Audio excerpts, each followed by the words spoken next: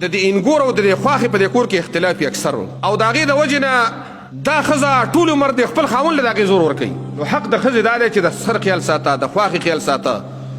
په دې کور کې چې څومره مشران دي هغوی خدمت کوه، د هغې ته ښه وایه.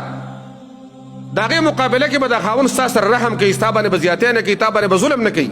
وایي ما ته یو ښځې رینګ وکړو د دې پېښور نه، صیبه زما خاوند دی او ما ته ټوډي م ولاړه ده او بنګلې م راته دي او هغه دي او دام دي، خو بس یو خواښې الله راکړې د هغې د لاسه په اور کې ولاړ یم نو دعا راته وکړه، اوس وظیفه راته وښیه، دا راته وښیه.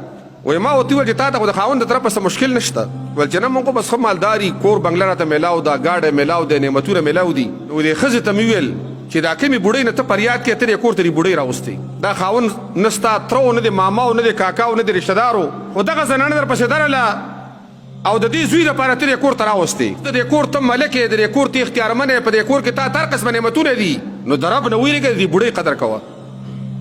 دې خاوند ته وایه چې څه فروټ راوړي، څه چاپي دې ښځې له کوه، خورا اسکاک ورکوه. چې کله هم د دې خاوند مور خوشحاله ساتله، تا ته به الله نورې بدلې درکوي. خو زړه کې دا راوله چې دې خواښې زه دې کور ته راوستم، زه ملکه شویم د دې لاسه. وایي دې باندې عمل کړی، بیا راته یو سوره د پشت ډیپون وکړو چې یاره ما به روزانه سپۍ دې خواښې له ویوړل، لږه چاپي مې وله وکړه، کله مې وله مڼه ویوړه. اوس وایي زما دا خواښې په ټول کلي کې صرف زما صفت کوي. وایي هغې ته مې ویل چې وظیفو باندې کار نه کېږي، دا کار کوه چې دې ښځې رسې احسان کړی دی، خپل کور ته یې راوستي، خپل زوی دې تاواله کړی دی، کور او خوراک او څښاک او نعمتونو کې ډوبې.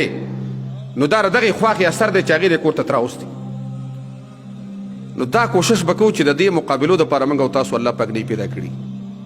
ټیک ده، د الله رسول فرمایي ښځه د ګسې پوښتۍ نه پیدا ده، د دې ګسې پوښتۍ دا بره طرف کوږي، دی به کوږوالی کوي لږ ډېر.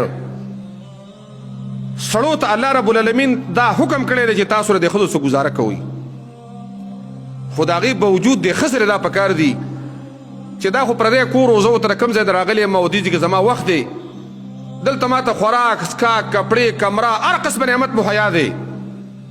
نو د دې شکریا دا ده چې دا د خاوند خیال مو ساتي، د بچو خیال مو ساتي، د دې خپل خواښې سخر خدمت مو کي، او الله رب العالمین د دې خدماتو په وسیله کې د دنیا او د آخرت عزت ورکوي.